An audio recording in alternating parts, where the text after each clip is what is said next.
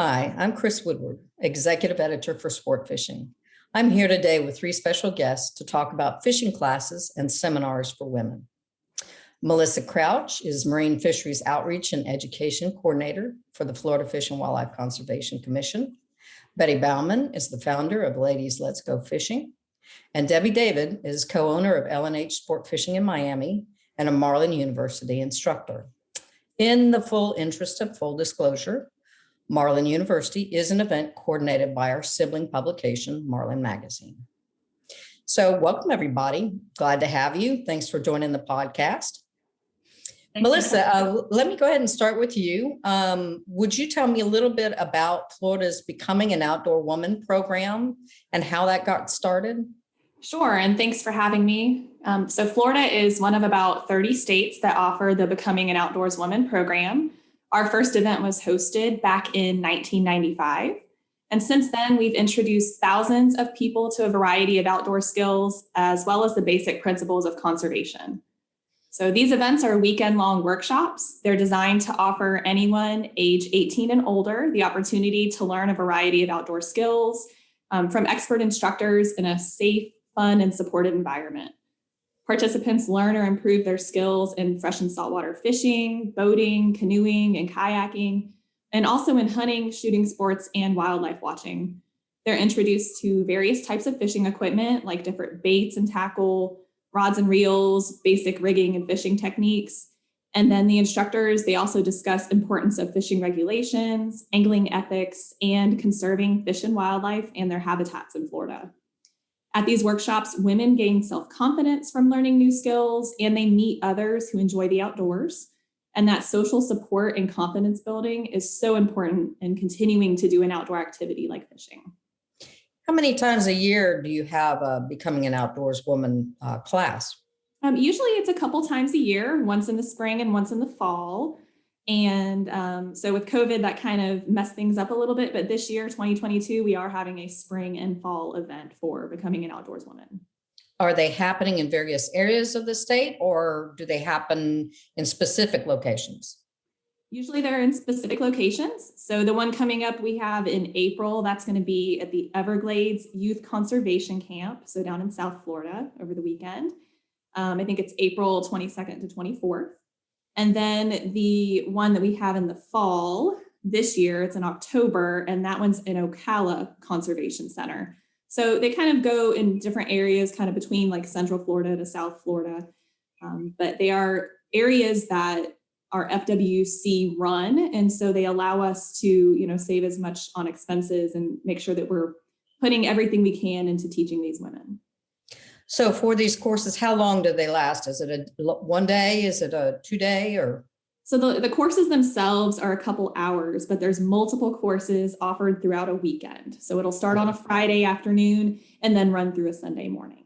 I gotcha. And I assume the one down in the Everglades is going to include saltwater fishing, and the one in Ocala is probably going to be freshwater fishing inclusive. Basically, we do try to give the opportunity for participants to learn about both fresh and saltwater fishing, no matter where they're at. Just because in Florida, you're really close to all of those types of fishing, no matter where you're at. You're a couple hours away from the coast. So we try to make sure they get exposed to both. True. As you mentioned, there are many states that already do offer this. How many women do you tend to get? And gosh, going back to 95, I'm sure you've served a pretty big population.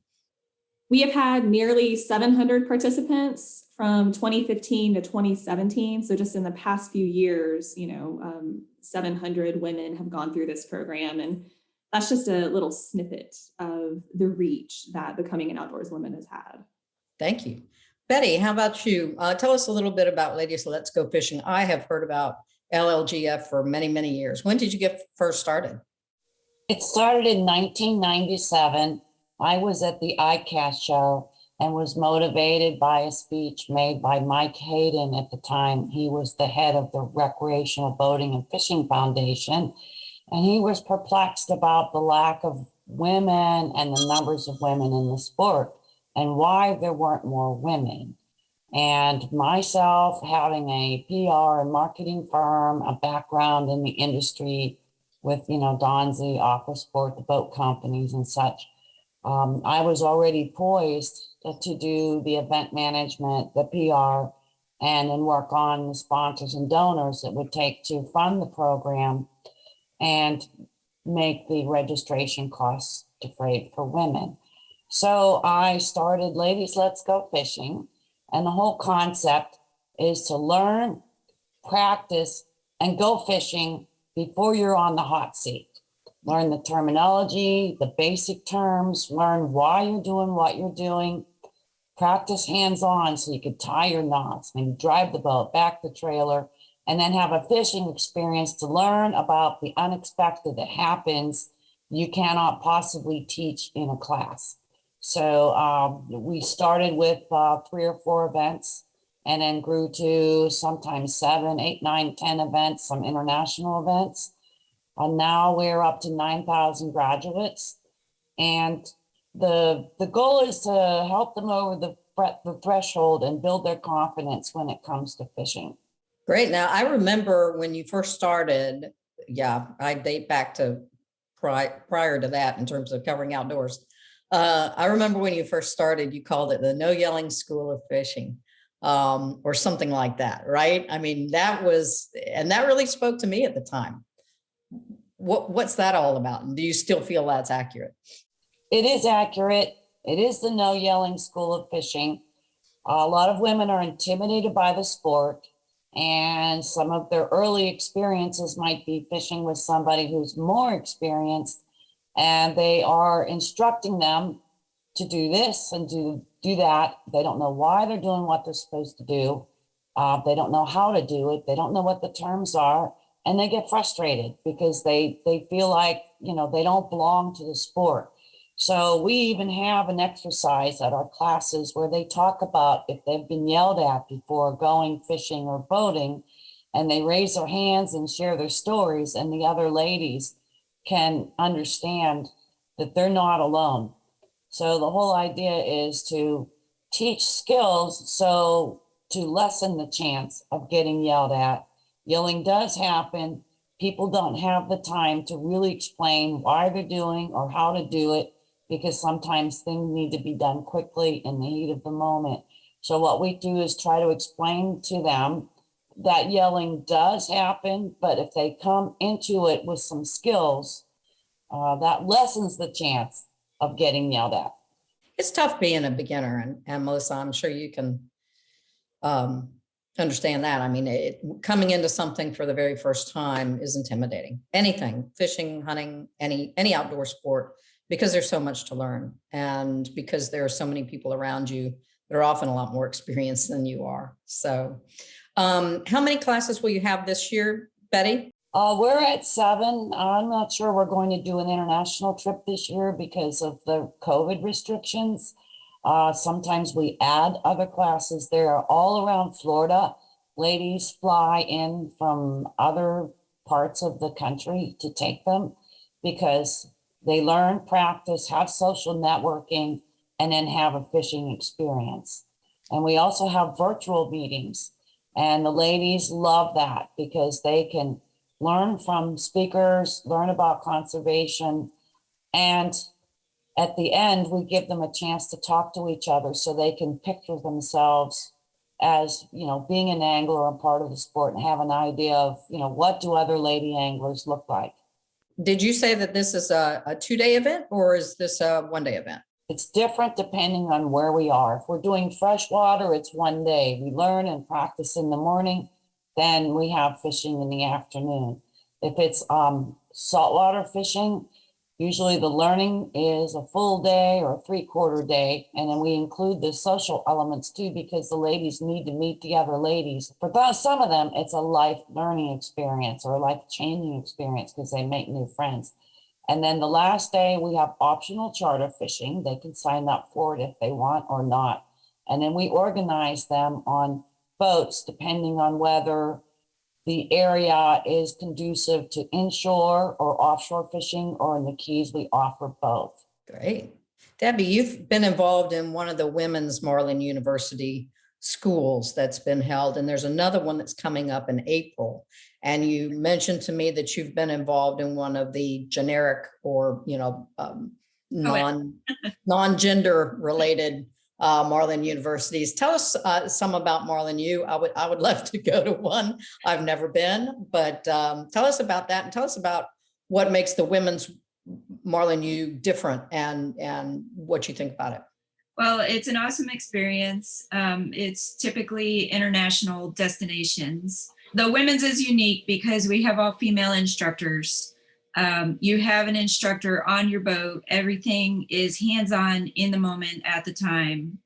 We have discussions and scenarios as we're heading out, but a lot of times it's hard for people to really understand until they actually see it. Okay, this is a teaser. This is your ballyhoo. This is, how the bait's presented, how the spread is, and, just going through in the moment. And we've taken a lot of women who have never hooked their own fish. Some of them haven't caught any. Most of them had never hooked their own. By the end of every trip, every angler has walked away hooking their own fish. That's great. So, it's an awesome experience. How many women were at the Marlin U that you did the first time? It's usually a group of around 10 or so participants. So it's usually about 4 per boat with an instructor. How many fishing days? And then are the fishing days separate from the instruction, or does it all happen on board the boats? We have instruction one-on-one basically during the day as we're fishing. And then at night we meet together and have a group dinner where, you can just talk about the day. And if other questions come up, and we'll have some, small seminars and discuss certain aspects. And we're always open for questions. And, anybody who wants to learn, they're there. They're, we're at their beck and call to take care of them and answer anything that they have. The one in April is going to be Guatemala. Is that right? Yes. Okay. And Guatemala is a unique experience. Have you been there yet? I haven't actually.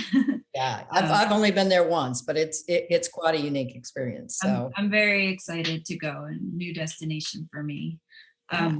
You also mentioned, you asked how many days of fishing. So it's typically 4 days of fishing in total. When we did the first Marlin U, we limited it to 3 days because some were concerned that maybe the women, it was going to be enough after 3 days. And all of the women participants that we had said, no way, man, we want to go another day.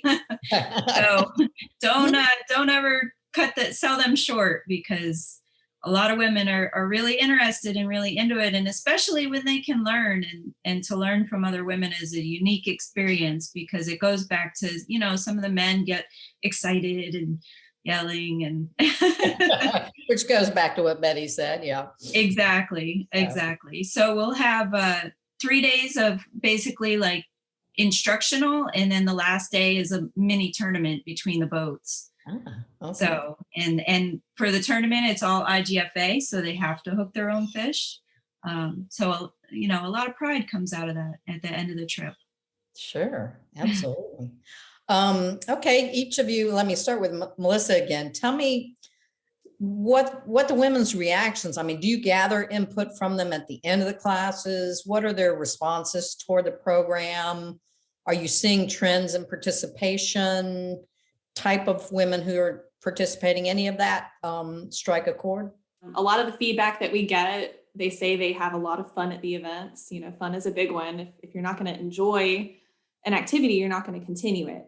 So we get a lot of that feedback. And we have seen a lot of return participants. So women are coming back, but they're also bringing their friends and family with them so they can learn together. And that kind of brings in like a multi-generational aspect to our events as well, which is great. And then they're receiving social support and building confidence in their fishing skills by doing that as well, surrounding themselves with women and empowering themselves to learn. And it seems like we're seeing an increase in women being interested in outdoor activities overall throughout these programs, just more interest in registrations, more people wanting to come. And I know that some of that is, likely attributed to the pandemic, but I hope that we keep seeing that trend toward outdoor activities and continuing to get women the knowledge to be out there and be confident anglers. Right. Yeah. Right now, with so many people wanting to be outdoors, especially going into the springtime here in the next couple of months, I'm sure that there's great value to that. And speaking of value, the BOW courses are free. Is that correct? The BOW event, there is sometimes a fee like for providing food for the event. For instance, you're at a camp kind of in a remote location. It's safe, it's protected, but it's cabins and you can't just run out to a local restaurant to eat. So there is sometimes a registration fee to provide food, but most of the equipment and things like that are covered through the program, through grants for education and outreach for fishing. What's the average registration fee, if there is one, or what does it range from what to what? I think off the top of my head for the whole weekend, it could range from say $150 to $250. And that would include your stay and your food for the whole weekend. Okay. Betty, how about ladies, let's go fishing? What have been some of the responses? Do you gather input from women after the classes? Yes, for years we have surveyed them. What are their motivations? What are they coming to learn and why? We have 9,000 graduates. That's a big number. And they are happy with mostly with the hands-on and the simplicity of the instructor presentations where we have a basics class where we talk about what is a leader. If they're at a seminar with a lot of guys, they're not going to raise their hands and say, well, why do I need a leader? So the ladies are really happy with it. And we have seen a lot of them actually grow in the industry. And some of them have become fishing industry leaders when they came to us, just learning how to fish. Other ladies have networked and built their fishing buddy list. And I get emails of pictures of them fishing in Alaska and other countries, sharing charters or fishing on their boats.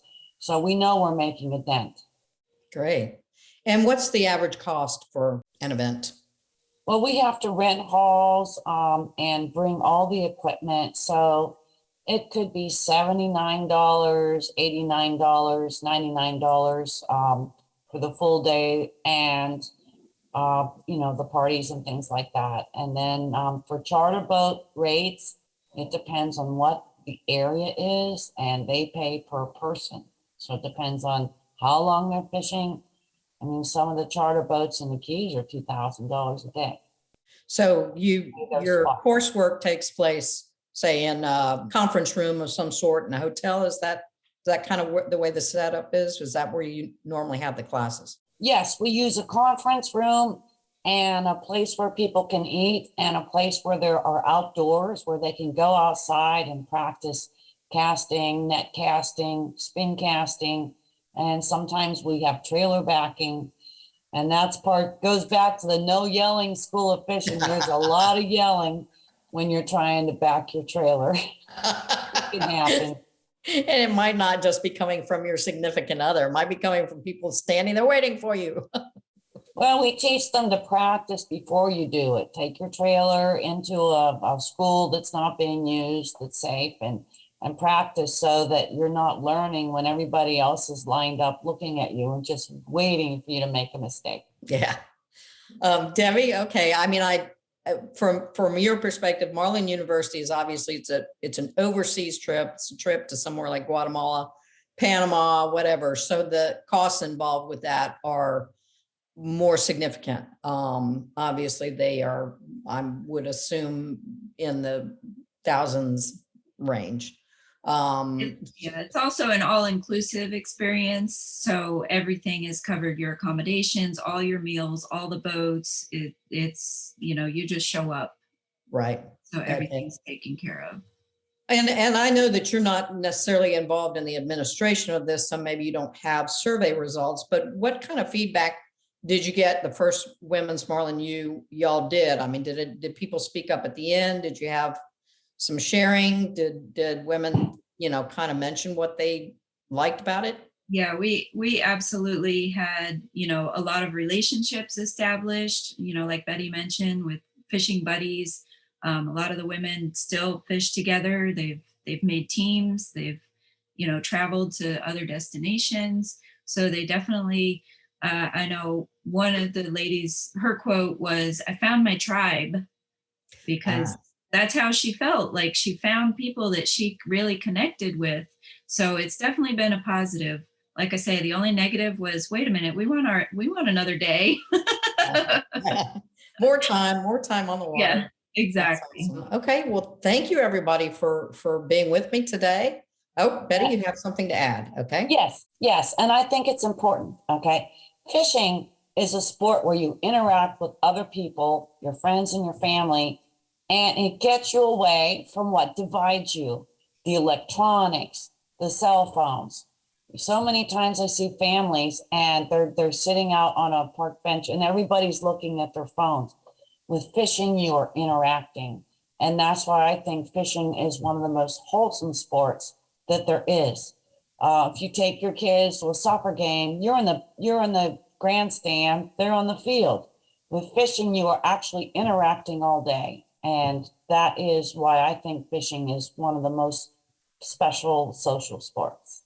Great point. Yeah, it's a wonderful family opportunity. And I think, the sales of boats and tackle and things that we've seen since COVID started is really pointing in that direction. People are really realizing that being on the water is a way that they can join together as a family and be together safely with family and friends. So Debbie, you have something to I add? was just going to say that's another good perspective for the men to get the women involved, is they might be able to buy a bigger, nicer boat or spend more time on the water themselves. That's true. That's true. The buying decision is very dependent on what the woman wants, what the spouse or partner or whatever it is wants. So that's a good point. Betty? Yes, I was just adding, it takes two people to say yes and one to say no. True. You're right. Okay. Well, thanks everybody for being with me today. This is Chris Woodward, Executive Editor for Sport Fishing. Have a great day.